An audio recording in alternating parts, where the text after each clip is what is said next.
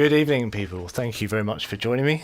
I am going to be chatting to you about some of the techniques and processes I used to make my track Tephra that came out recently on Max Cooper's Mesh label. So yeah, it's been a while since I've done one of these. I did one for Falling Down a few months ago, and some of you really seemed to enjoy that and enjoyed some of the techniques that I was talking about. So I thought I'd just go through some of the process that I used here. So I'll start off, I'll just play a little bit of the track. You've probably heard it already if you've joined me here, but I'll play a bit for you. Here we go.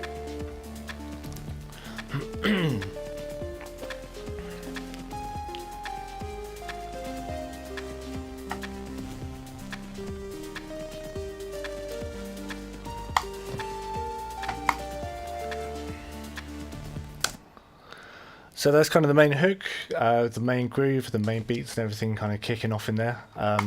So I'm going to go right back to the start of how I started making this track.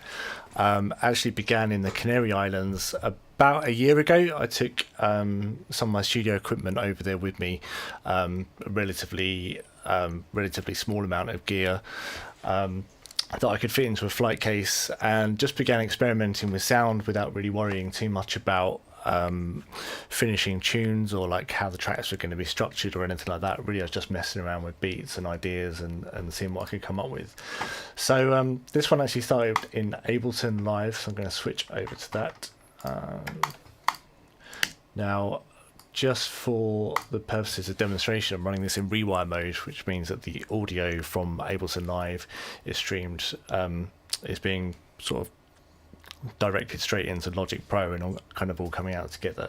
That actually means some of the plugins that I use won't work because they don't work when it's in rewire mode, but I can kind of show you the gist of what I was doing anyway. So just starting with the beat, this actually began live on my TR8S. I can show you that over here. It's my TR8 drum machine. I'm sure most of you know how those work, and really it just began messing around with some of the sounds in there and kind of coming up with this beat. It's going to play.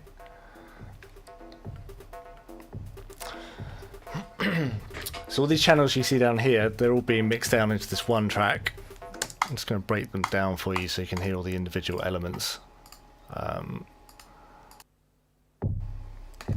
So it's quite a cool, sort of unusual sounding kick. I don't know, depending on what system you're listening to on, you may or may not be able to hear those kind of weird overtones. Initially, one of the things that excited me about that drum sound. I'll get on a bit more into kind of how that developed later on, but those overtones actually kind of caused me a bit of a headache, because if your kick drum kind of gets quite complicated and you've got a lot of different harmonics in there, it's going to get quite hard to mix. But anyway, it sounded kind of cool, and I wasn't worrying about too much how it's going to be mixed at this stage. So we had a kind of cool kick sound. Bring it.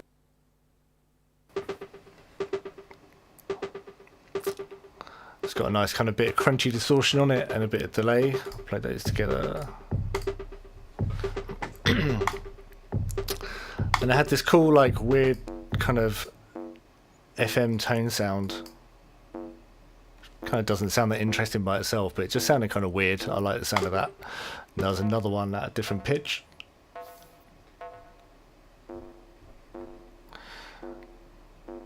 Now I can decide whether I liked it in the higher octave or the lower octave, so I thought at this stage I'll just record a bit of it at the high one, record a bit of it low, and then maybe switch between them. And if you know the track, this section ended up being kind of like the basis of like a bridge section, so that was kind of cool. Got a kind of fast hi-hat pattern, and then some other pattern which actually didn't end up being useful. Someone's asking me if I can turn the audio up a bit. I'll see what I can do. I had a few technical problems setting all of this up, but I'm gonna give it a go. Bear with me.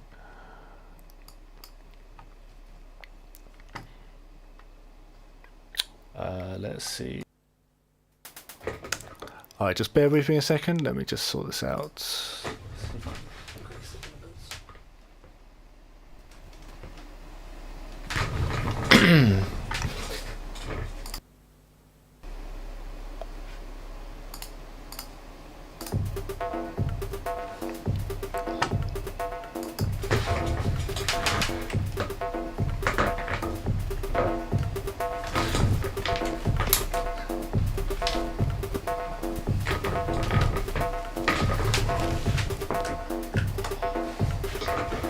Bear with me. Sorry for anyone who's not quite knowing why I'm taking ages here. Alright, that might be working.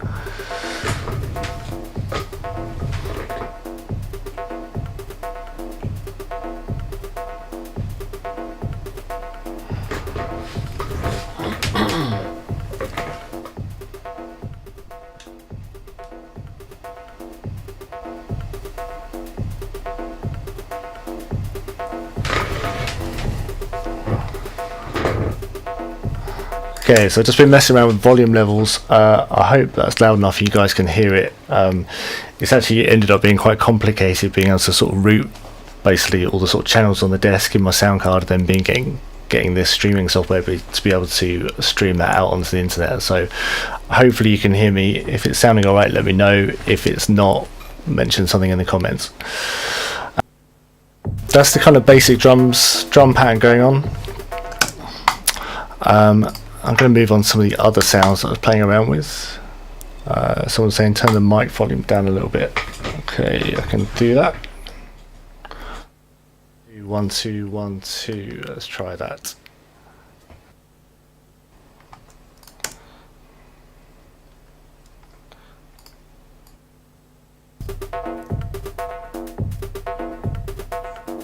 Alright, cool. Well, we'll see if that works. Alright, let's move on to some of the other sounds.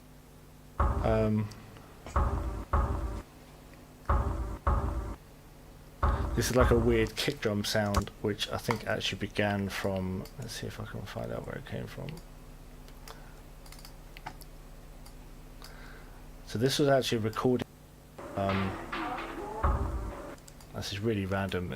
It was sound, recording of a concert I did when I was about 14 or 15 years old at a village hall in the countryside near where I grew up.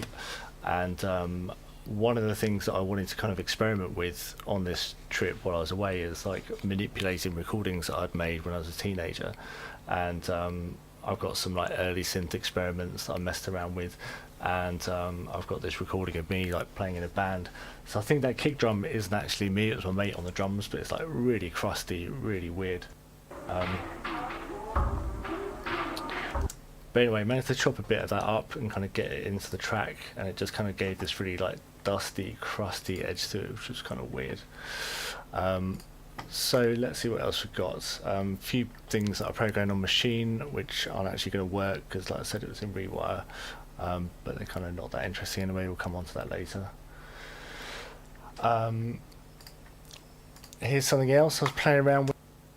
Didn't end up in the track, but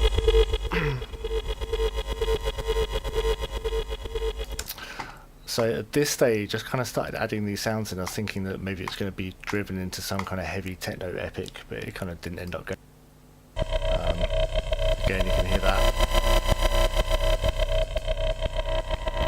Really, that was just me like recording sounds in again off these old tapes that I'd found and just messing around with them in some like granulator plugins and some Euro rack effects, and just sort of seeing what I came out with.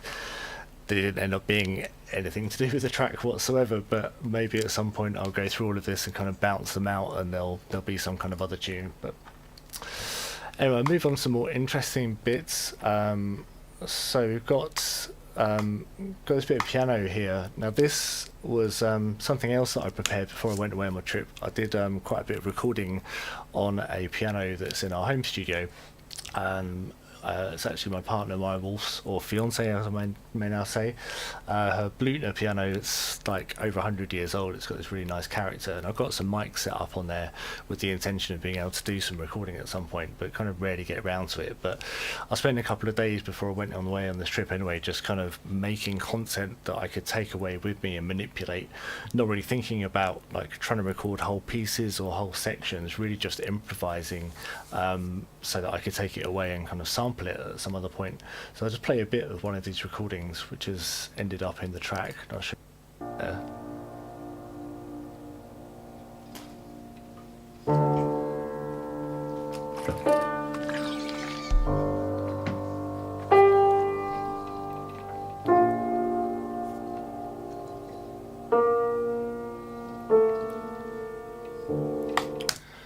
So that was kind of it, and I was thinking, well, I really like some of the notes that I'm playing there. I don't know how I'm going to be able to fit them into the track, but messed around and kind of chopped them up and repitched them.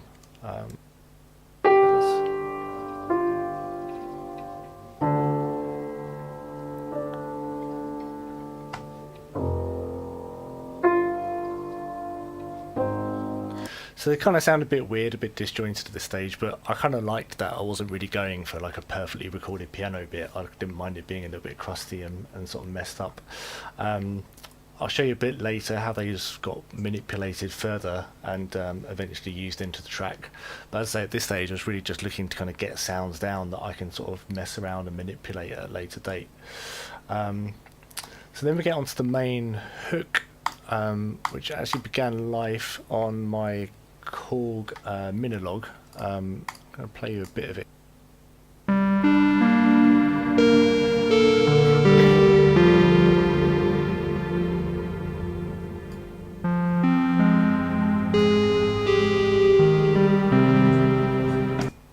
And just for fun, I'm going to show you that synth. And one of those, my little synth collection here. Coming out on one channel for some reason. I don't know why that is exactly. Okay.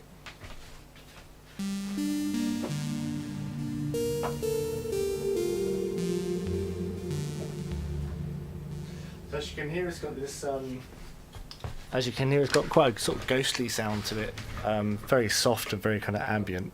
And I kind of liked that at the time, but at this stage of the process, the track hadn't really turned into being kind of this dark sort of edgy thing that it ended up being. I was thinking, okay, that's just quite a nice sound. Maybe it'll end up being quite a soft sort of chilled thing. The riffs reminded me a little bit of a Fortet track from years ago that I kind of liked. Started off, and then I started recording like different versions of it, adding in a few extra notes. This was the next iteration.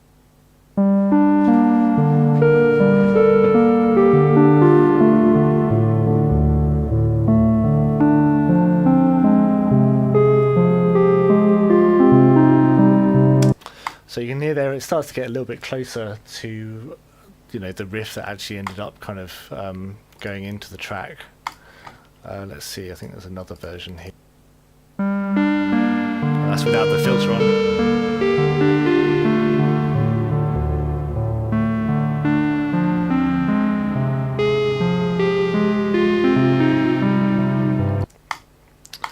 So yeah, it all sounds quite sort of melancholic, quite chilled at this stage, and again, like I say, a very different vibe to how it actually ends up being. But I really liked that melody, and I feel like that was the point in the track where I could kind of hear where it was going to go, and like melodically it was really starting to kind of come together. So let's see what else we've got. Some other random. Just got some random hi-hat loop that I got in from a sample pack and kind of repitched and messed around with. I'm going to come more onto that a little bit later because that ended up being quite an important part of the track. And down here we've got quite a few things that I recorded with my Moog Mother, and let's that.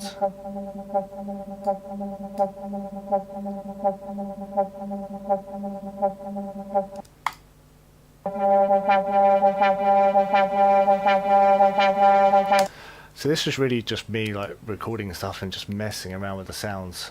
Somebody actually asked me the other day, kind of interestingly, from a technical point of view, if I'm going to record something like this with all the filters opening up and the sound being manipulated, do I structure it first and then record those sounds, or do I do it the other way around and kind of record all the sweeps and the movements like in advance of structuring? And there's no set way of doing it, but I would say in general I tend to not worry about the structure too much and end up with a real sort of mess like this, where I've got like long sections where I've opened the filters up, messed around with the controls, and tried not to worry too much at that stage what the structure is going to end up being, because quite often I find then that the structure is led by feel and by me doing just whatever I feel and kind of making the sound go in the direction that feels good to me at the time, quite often the structures end up being more interesting and more organic sounding than if I set myself like a 16 bar section or a 32 bar section and decided that, say, the filter like this needs to open up and close within that time period. So so yeah, this was like lots of sonic experiments, just basically recording stuff and messing around and not really worrying too much about how it's going to end up. So we can listen to another couple of these bits I recorded on them.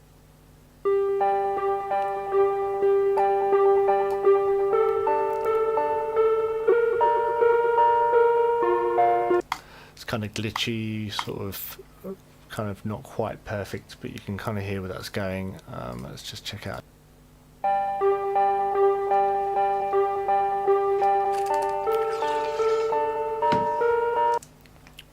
I think this actually ended up at the end of the track, and as you can see there's quite a few different variations of it, and I was really having fun experimenting with the sounds on this synth. So rather than just sort of trying to get the perfect one that I thought would fit into the track and deciding on it there and then, I thought I'd just record a load of them and then, you know, there's another variation there.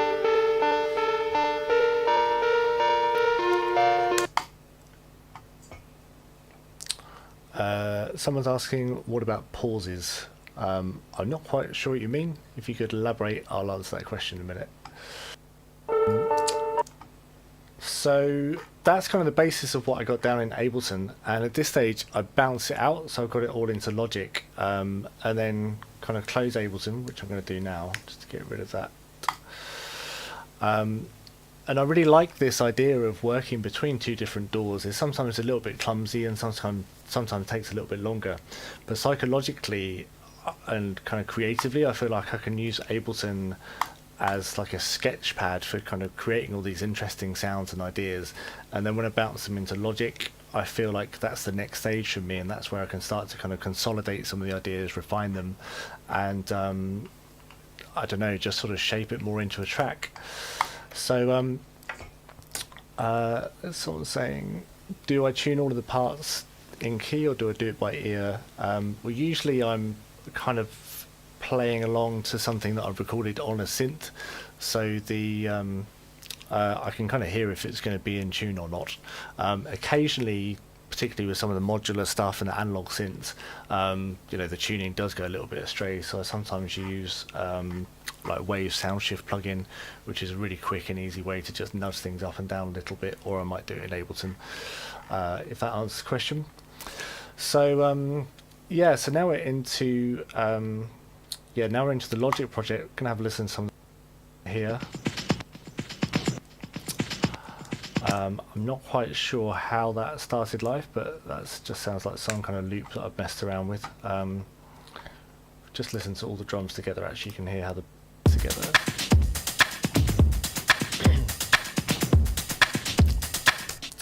So all of those TR8 drums that I played you from the Ableton bit, they're all still in here, but they're being kind of mixed and used in a very different way. I also layered up some of the sounds with Machine. Let's see, what other plugins did I use? Yeah, so the main kick, for example, came from Machine. There you go. As you can hear, it's just got a little bit of soft reverb on it. I'll take that off. So there, it's really dry. Just added a little bit of this reverb that I use quite often. It's Audio Damage AD Verb, just to give it a little bit of room. Someone's asking me why I don't just finish the song in Ableton Live. That's a really good question, and I could finish it in Live, but there's just things about the mixing environment that I'm just not as comfortable in compared to Logic. For example, the fact that I can see all of the plugins that I'm using on these channels. Oops. That just visually makes it easier for me to see kind of what's going on in the mix environment. And I don't know, just something about the feel of Logic. I just prefer it for kind of consolidating and finishing arrangements. But you know, each to their own. At some point, I probably will experiment, probably with more trying to finish tracks just in Ableton. But you know, this kind of works for me for the moment. So yeah, that's kind of the main. this is like another kick that I added onto the beat, just like a sub rhythm.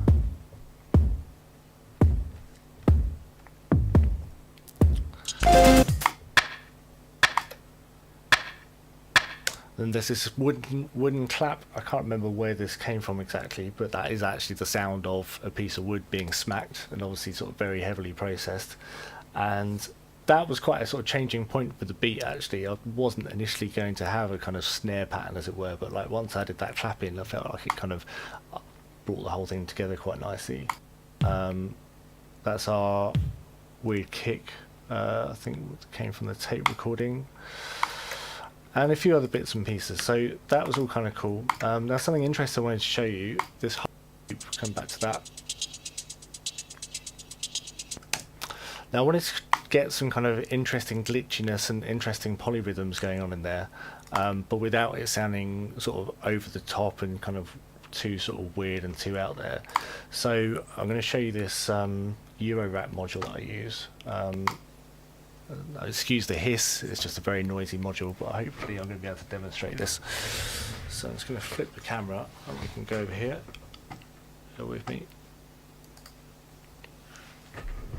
So going over to Eurorack land. This is where I've got some fun toys to play with.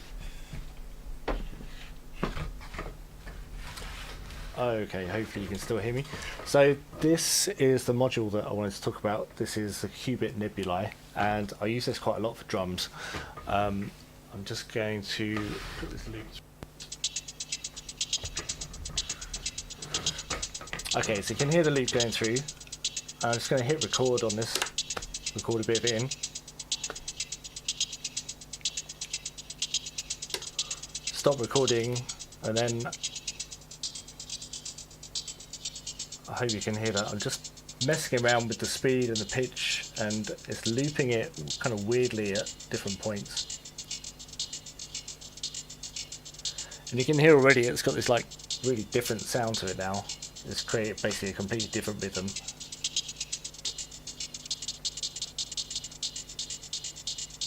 Can re-pitch it.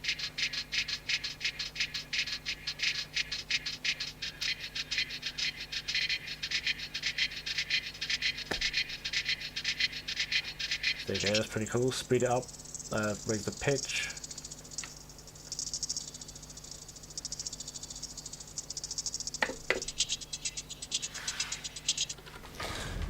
So that's kind of that. Bring the microphone back with me. So yeah, I love doing stuff like that because it's so unexpected and so weird. And it will create rhythms and patterns that I wouldn't really have thought to kind of come out with myself. So I'll just turn that off. In case anyone's interested, I actually use the Logic I/O plugin there, which basically sends it out of an audio output on my Eurorack system over there through the granular looper back in again. So it's a really easy way to kind of use outboard effects and plugins like that.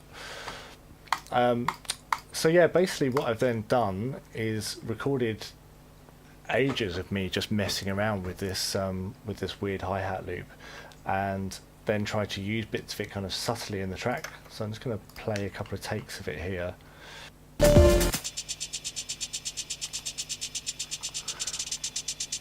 So if you can see that, let's move it.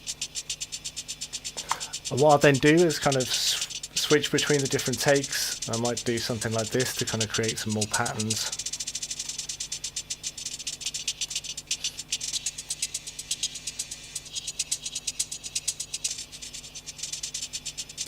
I'll put that back in the context of the rest.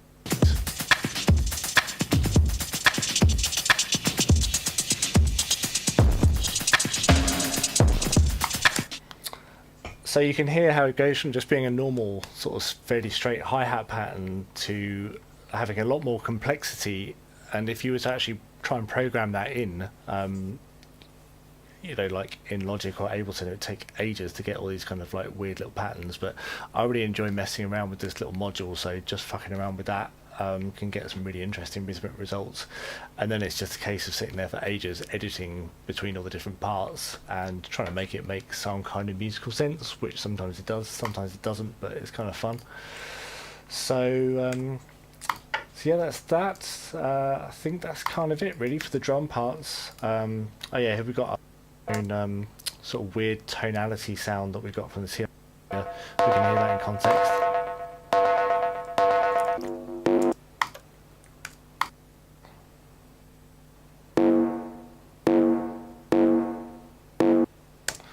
So let's just hear those together.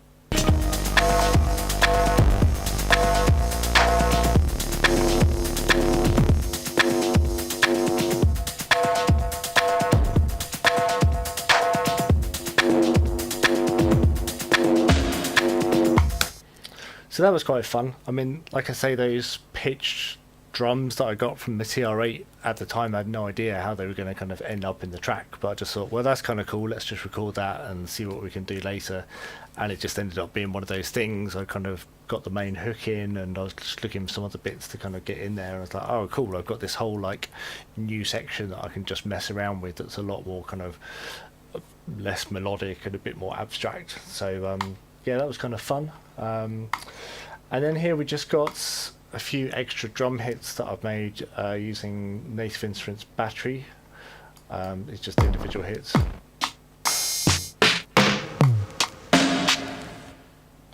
Basically just gone through and found a bunch of sounds that I like and then sort of scattered them into the beat at sort of random points just to add a bit.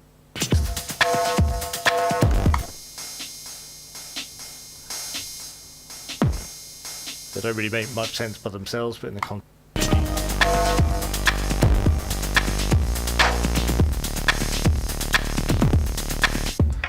So you kind of get the idea with that. So that was pretty much the drums really. I'll just show you, I mean, in order to actually mix it down, I ended up kind of bouncing a lot of this stuff out into another Logic project to free up the CPU and then kind of put it through a load of like hardware compressors and stuff like that. But just very basically, when I'm writing, I'll kind of get a rough mix together so I can get a feel for how it's going to go. I think I've mentioned this plugin before. Really love this. This is Soundtoys Devil Lock, and it just has the potential to really like add this nice kind of grit and distortion to your drum. That's all the way on, but just a little bit can really help kind of glue it together. And again, using the I/O plugin, I'm sending audio out of an output and into my 11-8 compressor.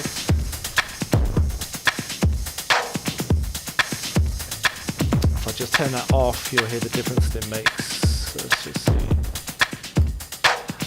So that's completely dry. That's completely wet. I really love how that compressor just smashes the hell out of everything. And using the dry wet balance on the I/O plugin, there's exactly the same plugin in Ableton as well that you can use. It just kind of helps like smash the drums together in a really nice way. And you know, you don't have to have the hardware to do this. There's lots of plugins that emulate 1176s as well, but yeah, I really love my real ones. They're probably one of my favorite studio toys. So that's kind of the drums. I've just got a couple of questions come up here, so I'm just going to try and answer them. Someone saying, how do I approach all the different percussion elements? For example, in my intro, is it just dragging elements around until I'm happy with it? Yeah, basically, it is exactly that. It's a challenge for me sometimes, like when I've got an idea of how I want the track to sound, it's quite difficult to remain patient and let the track kind of grow, because I know that I'm going to want to put lots of little details in there, and when you begin working on the track and it's quite sparse, I want to sort of fill it up with lots of other stuff, so I have to try and be patient and to kind of let myself be like, no, it's cool, we can add a bit of space here, and then later on we can kind of go back and do lots more editing to sort of fill in the details. So when I begin to arrange, I like to use the analogy of sort of painting with broad brush strokes, and I'll try and get something down relatively quickly and know that there'll be hours of sort of editing and messing around to come in later to kind of fill in the gaps. So we can just have a quick listen to the intro.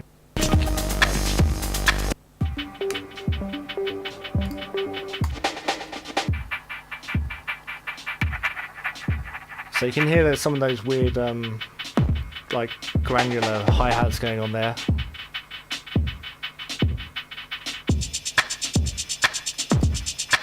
More granular hi-hats there that have gone through that plugin, through the Euro module. And then lots more of these battery hits going on down here.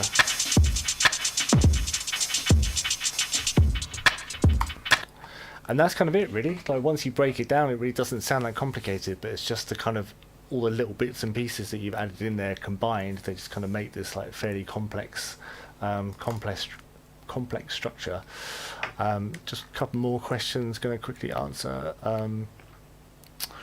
Philosophy on distortion. So distortion, I guess I like to use a lot of it. Most elements that I've got in my track have got some kind of distortion on of some sort, either recording it on the way in. On my desk I've got this really nice stereo valve channel that's kind of built into the desk, so I sometimes record stuff through that.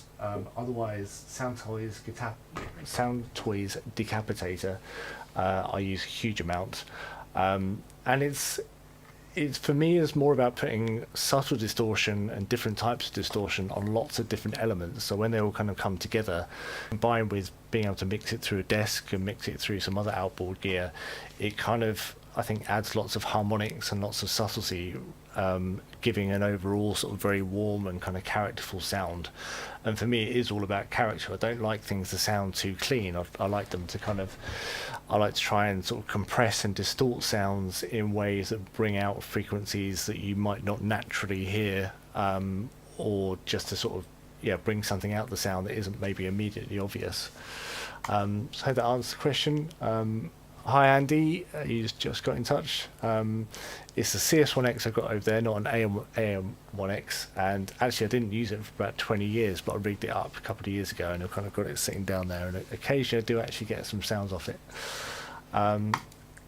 So that's kind of the drums covered. I'm going to move on to some of the other sounds. Now I've got this big dirty sound here.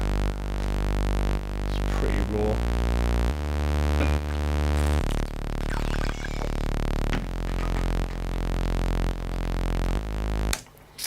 So that is just simply my trusty Moog Voyager. Just gonna set it over to him. So it's a bit of a faff walking around the studio with headphones on. I keep tripping over the cables. It's gonna work. Should do.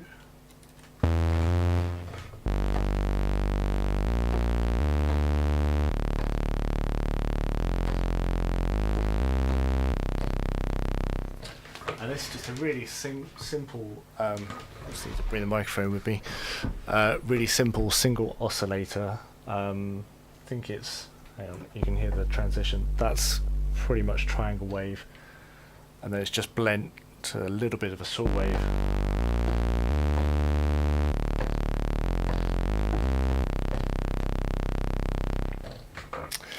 And really the idea with that is just to kind of underpin the track, like it's really simple chord progression,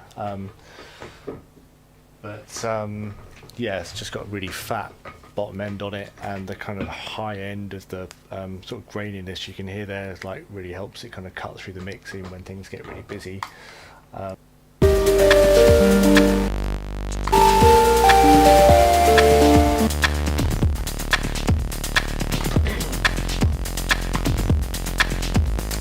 I've got a little bit of sidechain on there as well. That's the Fab Filter Pro C.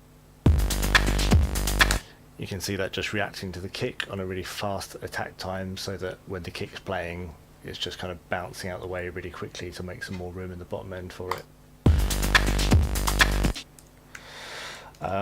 Okay, so I'm going to move on to come back to the piano. I talked about the piano earlier and how I've made these piano recordings and how I wanted to try and get them into the track.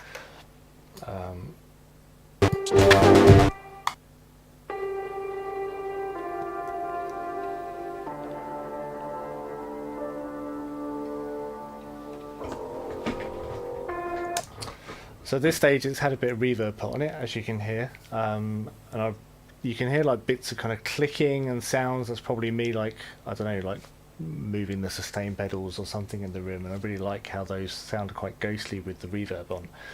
So I started to mess around, see what else I could do with it, and I think I've talked about this plugin before. This is Pull Stretch. or pull X stretch. It used to only exist as a separate kind of standalone bit of software, and then somebody adapted it to work as a plugin. And I've used this loads, and I know lots of other producers that do. So basically, just put a bit of this piano through it, and it stretches it out by, I mean, as many times as you want. But here we've got like 3.7, so it stretched it by 3. That.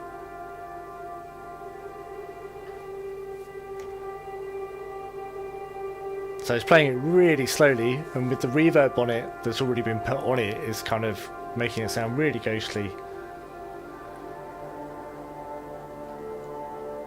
So I really love that stuff.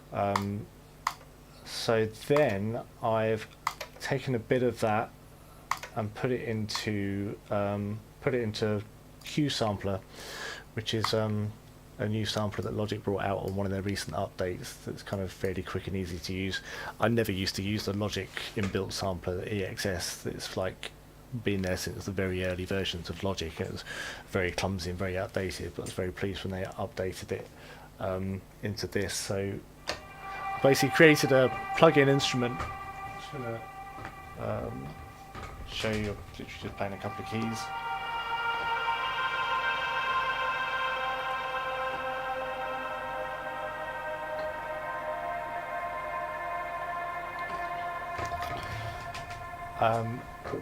So that was fun. I mean, it worked quite nicely with the stretch and with the reverb on it already, but I decided that I wanted a bit more control over it to kind of help it become a bigger part of the track.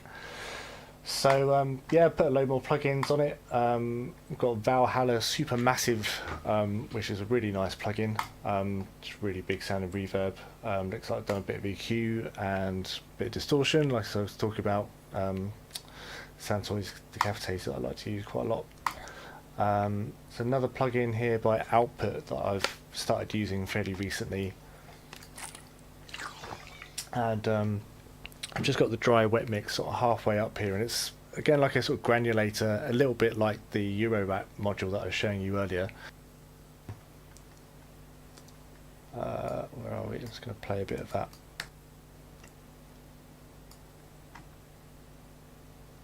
Should start playing soon, hopefully.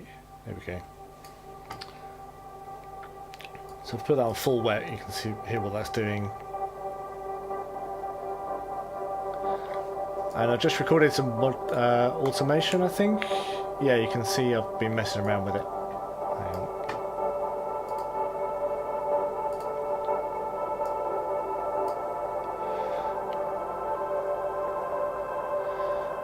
Just create some subtle granulations, and I've obviously automated the dry wet as well. So again, it's really subtle, but it's just little things like that kind of help add movement and add complexity without being sort of too over the top. And yeah, that part actually played quite a big part in, or quite a big role in helping with the sort of atmosphere and the ambience of the track, and helping it sound quite epic at points. So I'll just let you hear that in context a little bit, particularly build-ups. So that's going to play. I seem to have lost our drums. Oh, okay.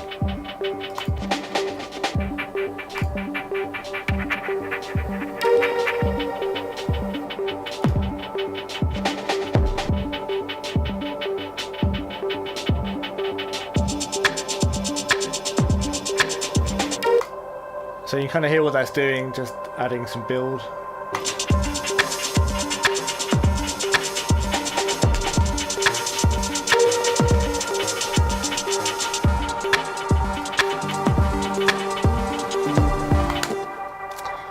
yeah, that was kind of cool. Can mute that out. Also, this spread plugin, which basically like it uses kind of psychoacoustic tricks to sort of make the part sound like it's coming from outside of the speakers. And I found the track was already starting to get quite busy at this point with like the beats and kind of other bits that were sort of going on. So I sometimes use this on things like atmospheres because it pushes it right out to the sides and it makes it sound like it's coming out from outside of the speakers. So with something quite atmospheric like that, it's quite nice because it sort of hovers above the mix almost and makes it sound really big. If you're listening on headphones or on monitor speakers, you'll be difference if I turn it on and off. That's without it. You can hear that it's just sort of gone back into the middle. If I turn it back on,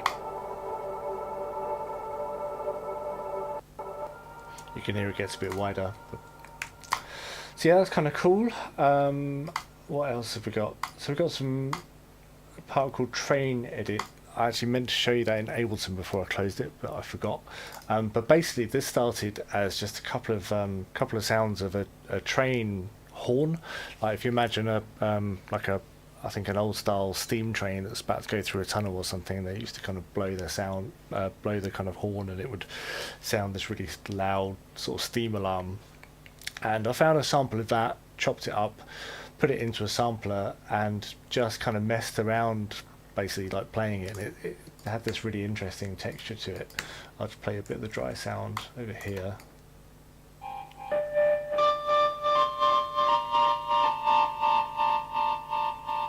So I put a bit of tremolator on there as well, and yeah, that's kind of it really. I've spent ages messing around with some melody ideas, and then put it through the module.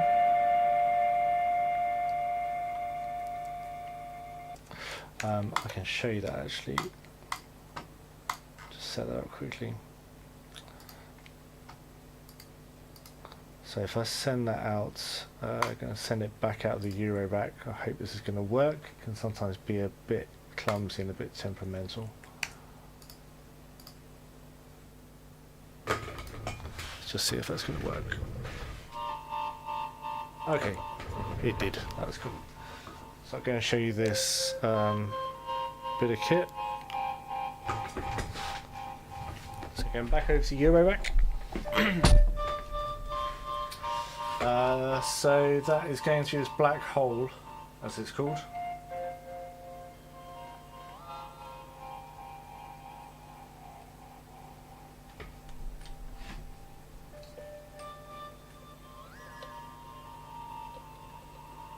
As you can hear, when I change some of the parameters, it is sort of repitching it sort of up and down. So a little bit like with the drum loops that I was recording earlier through the granular thing, I like to just mess around and kind of hit record and come out with some weird effects.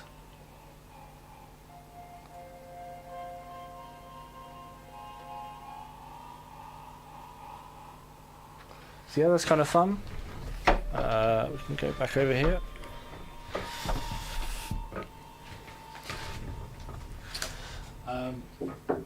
So I'll just try and find how that ended up in the track.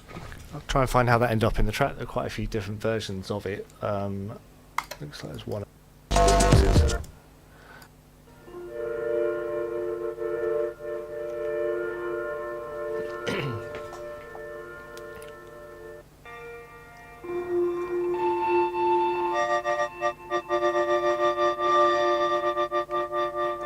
Okay, so let's hear that in context. So it sounds like I actually put that through, as well as putting in the black hole, I think I put it through the granulator plugin that I was showing you earlier, so you kind of get these like weird loopy bits. Sometimes I think it's quite fun as well, a bit like with the piano, is like if you put the reverb on it first and then start to manipulate it and kind of chop stuff up, then obviously the tails of the delays or the reverbs get chopped up and kind of granulated as well. So again, you end up with like really complex sounding material without really that much effort.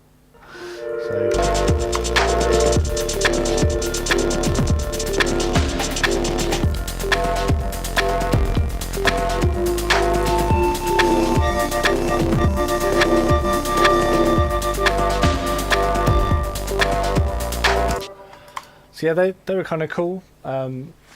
Yeah, just random bits. What else have we got? So over here we've got some more parts from the Mother. I think I was showing you some of them earlier when I had them in Ableton. Let's just hear how they ended up fitting in.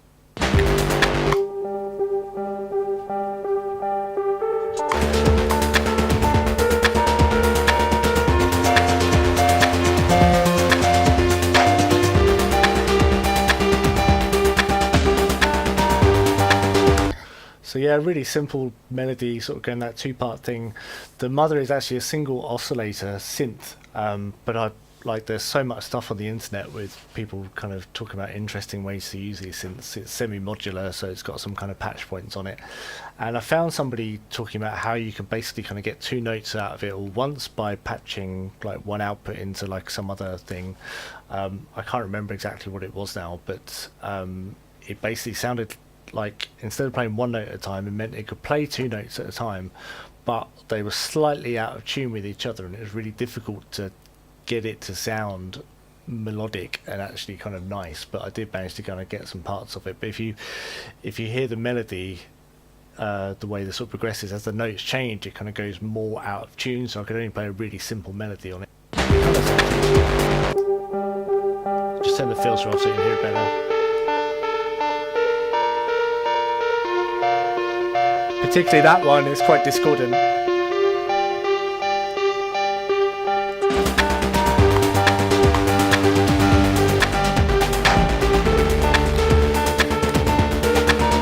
And then we've got our train is going to come back in with our steam train sound.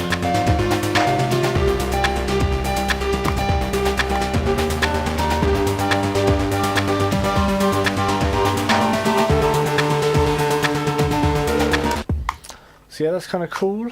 Right, what else can I show you? Over here we've got lots more takes of the mother that actually didn't end up making it into the track. Again, maybe I'll end up using them for something else sometime. So I'm going to show you something I did. This was from my Moog DFAM synth. Play the part.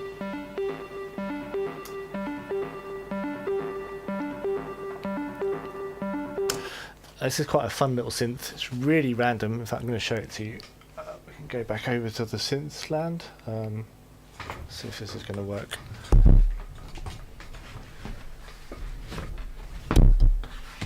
So this is the DFAM.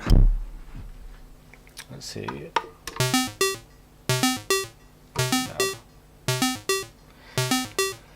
So this thing is really hard to program. The pitch controls here that you see, you only have to move them like a tiny bit and they jump by quite a large amount, sort of different frequencies. This below here indicates the amount of velocity that it'll play at, well, volume effectively. But even though it's really difficult to program things accurately, I kind of like that about it, and you can end up with some really random, weird sounding stuff. So just before I started doing the stream, I tried to get something vaguely like the part that actually plays in the track. You can kind of get the idea of it. I'll just play around a little bit so you can sort of see how it came about.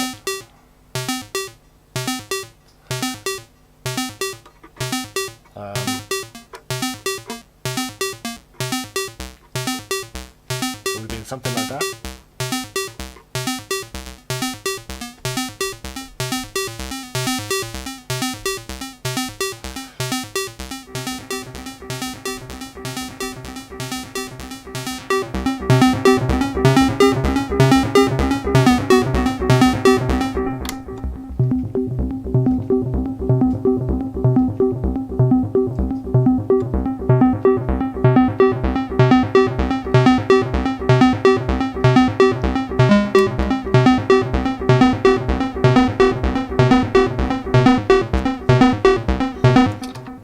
Second oscillator here that you can have basically sort of like control the amount of FM, and its frequency is being modulated by the first oscillator.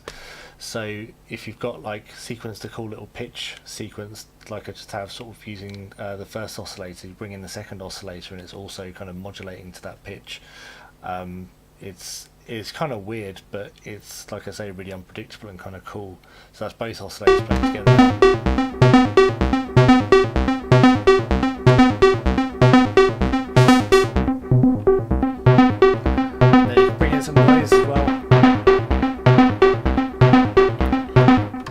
That's kind of it, really.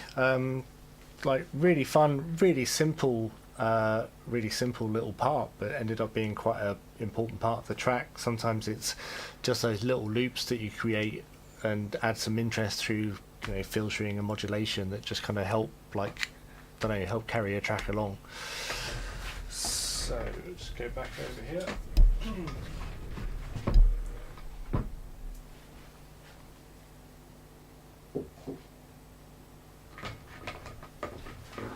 So just to answer someone's question, someone's just saying, when it comes to arrangement, do I have any sort of concept from the outset, what I'm trying to achieve, or does it evolve over time? I was sort of chatting about that earlier.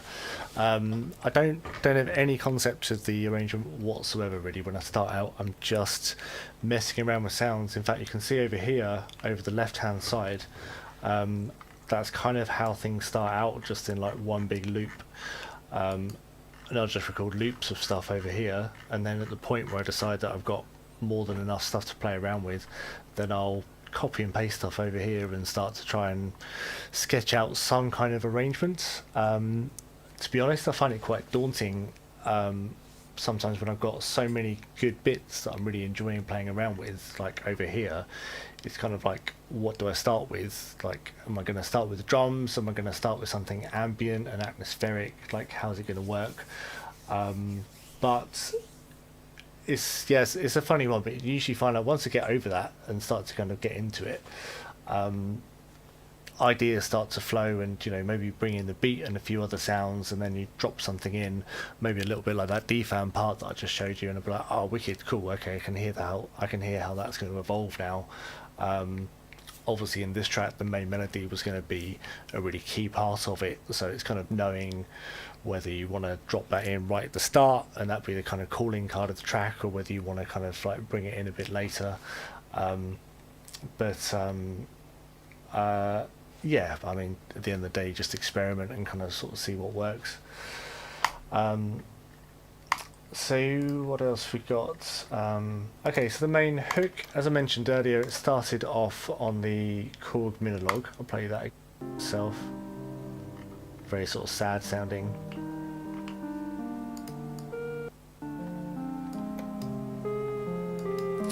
So I kind of found by this point, like, I really liked the melody, but once I'd got all those drums in there and kind of got the big fat bass line in there and things started to get a bit dirtier and a bit heavier, all of a sudden when the melody came in, it didn't really do the track justice and it wasn't really kind of fitting the vibe. So I decided to layer it up with another synth. In this case I'll use my Prophet 6.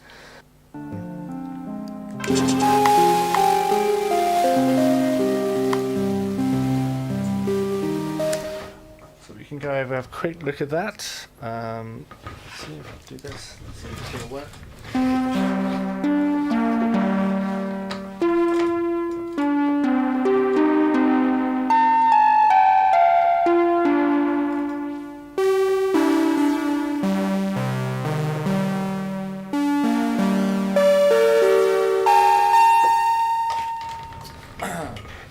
Let's bring the mic with me so you can actually hear me talk.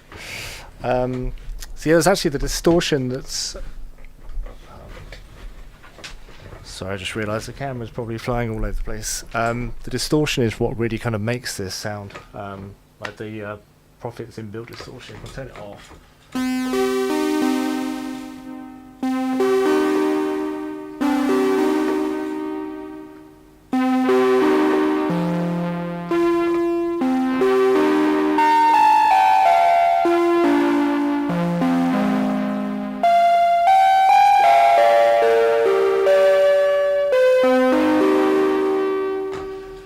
Yeah, loads of fun. And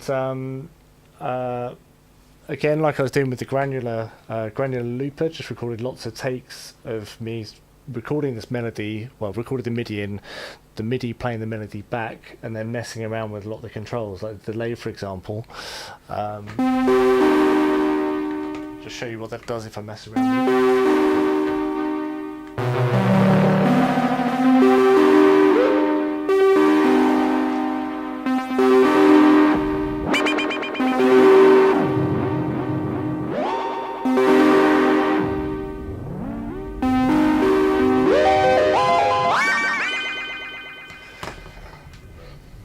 So you can hear all those like little weird sort of pitchy bits where it kind of jumps up in pitch and kind of goes back down again, and like the Prophet's got this really lovely modulation matrix on it. You can kind of come out with some really interesting sounds really quickly by just messing around with a few controls. And again, just record loads of takes and be messing around with it. I'll see if I've got some of these in here. If I go across like that, so let's just see if some of them.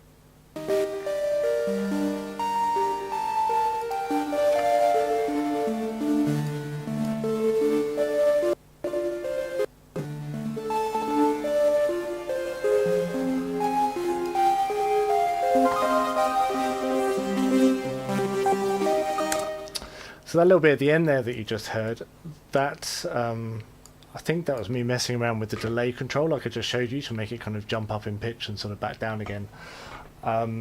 So usually what I'll do is start recording a sort of safe take, which is the main melody or whatever it is I'm playing, without too much messing around, without too much manipulation going on.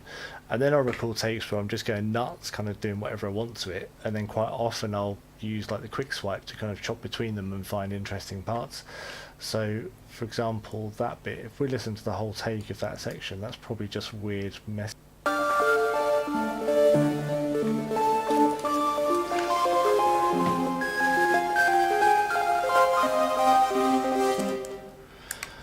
So I didn't want the whole part to be like that, because obviously that would detract from the melody, but just having little bits like that kind of coming in and out, it looks like I pitched it up an octave as well as messing around with delay. So yeah, bits like that are cool, and as you can see, like I've done that right throughout the part, particularly near the end to try and add some more interest. Can have a listen to what they sound like.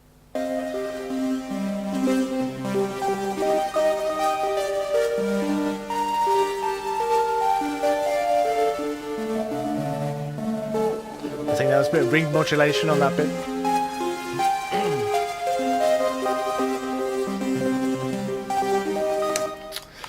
So if we go back and hear it in context, we can hear it with the other part layered up.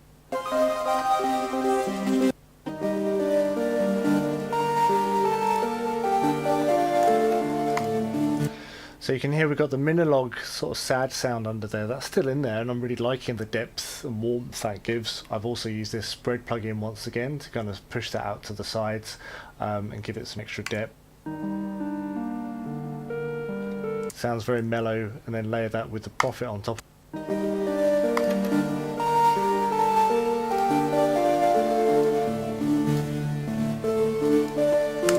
Sounds kind of cool. And someone just mentioned they've just seen the Acoustica plugin.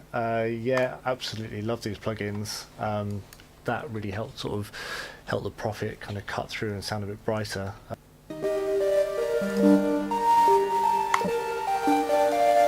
But they're really CPU intensive. So as I mentioned earlier, when I bounce the audio out of this project and start mixing another one, that's usually when I try and layer up some more of those Acoustica plugins. But they're extremely high end, but also extremely CPU intensive. So try not to use them too much at this stage, because then I don't have much power left for fun plugins like, you know, Portal Granulator and all sorts of other weird stuff like this one. So what else have I used on this sound? There's a bit of Native Instruments Bite, it's a bit crusher, which just kind of add some sort of crunch and crash elements.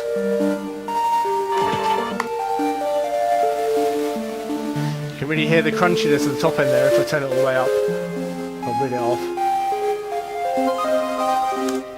Just kind of helped add a bit of dirt. Again, a bit of Sound Toy Decapitator.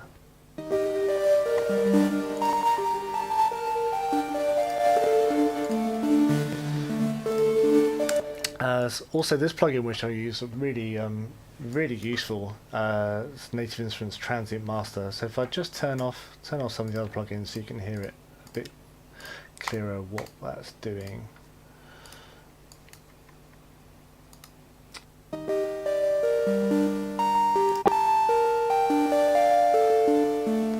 So basically what I've done is just added a little bit more attack to the transient and reduced the sustain on it, because I was finding, combined with the Minilogue part as well, it was all sounding a little bit mushy, and I wanted the notes not to sustain quite as long and just give it a bit more attack. And such a simple plugin, as you can see, it's only got 3 knobs on it, but like it can be so useful for kind of just like very quickly and easy shaping the transients when you need to do.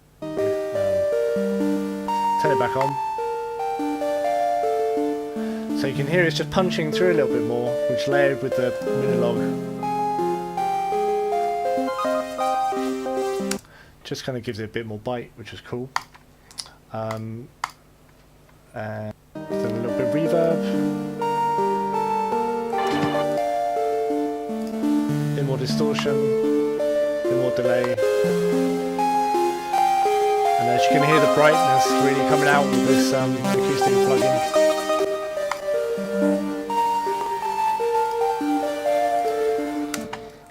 they're layered up, you've obviously got them really nicely.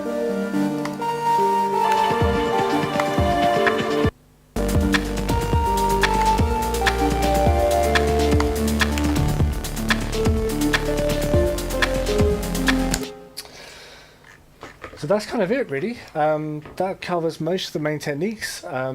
And then, yeah, as I say, once I've kind of got that down, get a rough mix together, I'll bounce it out, and then really sort of get into the sort of nitty gritty of actually engineering it. I've got this desk here, Allen Heath GSR 24 desk, and I mean, obviously, like if you're looking at a track as big as this, I can't possibly get a different sound on every channel, but what I tend to do is like mix down like drums onto 1 and 2, drums going 3 and 4, 1 and 2, I keep a sort of basic stereo channel, and then put the kind of main groups down into stereo tracks across the desk, and EQ them like that. And I just find, I think it's kind of based on an SSL, these EQs, and it's just like got really nice top end, really nice bass.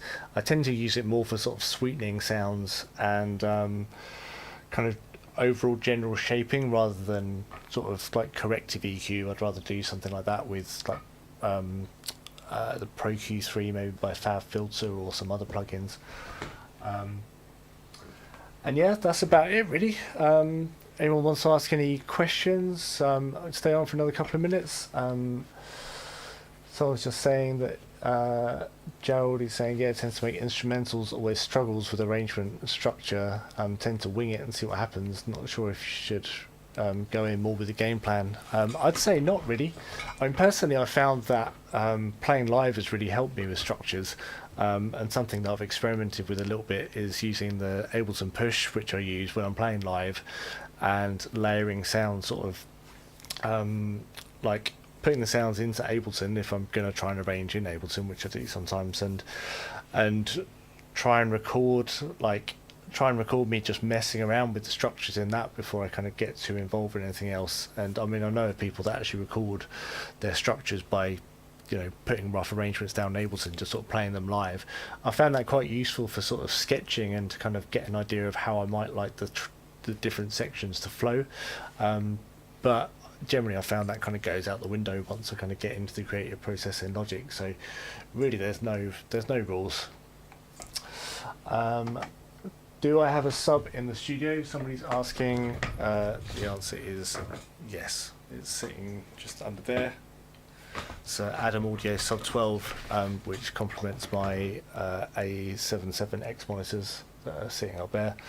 I don't have it on very loud, just like these speakers have got quite a nice bottom end on them anyway, but I definitely find it helps kind of add a bit of weight, particularly like making kind of club-based electronic music. Do I find summing in analog helps my mixes? I don't know about the summing part of it, but definitely using analog equipment. The reason that I got like a couple of 1178s and the API and having this desk with the valves on it so I can distort things is because I was finding when I wrote Illuminate, my album from a few years ago, that I was using loads of these style plugins. I was using lots of API 2500 emulations, lots of 1176 emulations, and so I thought, well, I'll see if I can get some of the real hardware that this is based on, and I've really enjoyed that. So I feel like that definitely helps. I really enjoy the sound of the analog EQs. I've got a Neve EQ as well, which came out of an old Neve desk that I bought years ago. I bought the channel, not the whole Neve desk. I think I probably need a mortgage to get one of them. But so yeah, I find using analog gear really helps with the mixing. When it comes to the summing, I don't know it makes that much difference, if I'm honest, or if it does, it's quite difficult to detect. For my last two albums, I've had them stem mastered anyway, so I've recorded them through the desk, but then I've not actually summed them. I've sent them off as stems, and then they've been mastered elsewhere by a guy called Bo at Calix in Berlin, and I think they probably sum analog, but I don't know. So that said, the Tephra EP, I didn't stem master that. I actually mixed all of that myself, and sent the stereo mixes off to be mastered. Yeah, it depends on the processor we're using, but I mean, definitely like I think the analog gear helps. Somebody's saying, notice that I don't use Logic's EQ. Do you think there's an obvious difference sonically between it and Fab filters? To be honest, I haven't used it for so long, I couldn't really tell to compare. I think one of the things I like most about Fab filter is not necessarily the sound particularly, it's the interface on it. I mean, if I just open it up quickly, like it's just so quick and easy to kind of put things in, pull them around. I've got a shortcut on my mouse so that if I want to change the cue, I hold down a button, I can kind of pull it up and down like that, and I just know it inside out. And the graphic on it is really good, so I can kind of see what's going on. If I see a frequency jump out, grab it. You can isolate different frequencies and hear all these resonances if you hear a problem resonance you want to take out. I don't want to make it sound like I'm advertising Fab filter or work for them, but I just found it a really useful plugin. So I don't really have any need to use the inbuilt Logic ones, but I mean, each their own. I tend to only use Fab filter ones for subtractive EQing, so like I say, picking out a resonance or like cutting off the bottom end of a sound or something like that. I very rarely boost in it. Usually I'd use something like the Acoustica plugins, or I've got this really nice PSP plugin that I use quite a lot. That's like a sort of analog style thing. Really low CPU, and it's called the PSP E27 for anyone interested, and it does sound pretty analog, and like I say, really low CPU. So if I was going to boost, I'd probably more like to do it something like that, or if it was a main part like the main melody or the drums or something like that, I'd use either Acoustica stuff or I'd put it through the analog EQs that I've got here in the studio. Do I master my own tracks? If not, does the mastering process make a big difference? No, I've never mastered my own tracks. I always send them off to be mastered, usually by Calix in Berlin. As mentioned, I've been using them since I was introduced to them by Monkey Town guys back in 2014 when we had Illuminate mastered, and they do all the sort of mode selector, moderate stuff, and an awful lot of electronic music from Berlin and all over the world, and not even just electronic music, that are just like overall amazing mastering engineers. So like I usually find by the time I've finished a mix, I've got so close to the track that I can't listen to it objectively enough, and I don't think I have the skill set either compared to someone like Bo, who sits there all day mastering using like super high-end equipment and really well treated room, and obviously his ears with years of experience. I'd rather hand it over to him at the end of the day, and or another mastering engineer, and kind of let them put their take on it. It's not to say I don't then give feedback. Like I will always give feedback if I hear something that's kind of not quite right, or it's I envisage it in a different way. Then you always get that kind of bit of back and forth. But no, I don't master my own tracks. To see if there's any more questions that I haven't answered. Do I have any live dates planned? I wish I had got some dates, but nobody's playing anywhere at the moment, so it's just too early still. I'm hoping that next year, maybe towards the end of next year, if things can start to get back to normal a bit, then I might have some gigs. But for the moment, I'm just keeping my head down in the studio, trying to write some new tunes, and hopefully be playing out again before too long. So that's it for today. Thanks so much for tuning in and for letting me show you around the studio and show you some of the bits I've been playing around with. And yeah, I hope you got something useful from it. If you haven't checked out the EP yet, go and check it out. Have a look at my website, alexbanksmusic.co.uk, and give it a listen. Follow me on Instagram, whatever, if you're not already, and I'll have some more music coming for you, hopefully in the not too distant future. All right, thanks a lot. Take care.